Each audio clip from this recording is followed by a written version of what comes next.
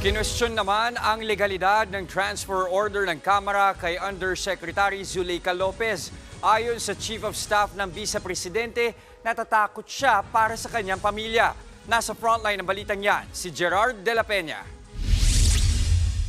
Sa transfer order ng Kamara, nakasaad na aprobado ng mga miyembro ng House Committee on Good Government and Public Accountability sa isang special meeting ang paglipat ng kulungan kay Office of the Vice President Chief of Staff Undersecretary Zuleika Lopez. Pero duda rito si Vice President Sara Duterte. Wala nga kayong trabaho pag Friday. Sobra kahayahay ninyo ng mga tao. So hinahanap ko, where is this special doon sa order? Where is this special committee meeting that happened? Because they need the permission of the majority leader and the speaker. Kasi nga walang trabaho eh. So kailangan nila ng permission. Walang nakalagay doon. So how is that a legal order? Giit naman ni Lopez sa parehong online press conference, ipinaglalaban niya ang kanyang karapatan. Hindi raw siya inaakusahan ng anumang krimen, kaya hindi siya dapat makulong sa Women's Correctional sa Mandaluyong City. People have rights in this country. I have a right. And they should respect that. I tried my best to cooperate. But this is what they do to you. And this is not correct.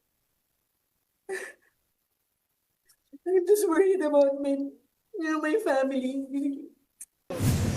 Para naman kay Senator Bato de la Rosa, nakilalang kaalyado ng mga Duterte, walang basehan ng utos ng Kamara na ilipat ng kulungan si Lopez. Bakit mo ikulong doon yung isang babae, isang abogado na pinatawan lang ng citation for contempt? Ngayon, dadalhin mo na doon sa facility for the convicted criminals. It's very unjustified para sa akin. Very unjustified.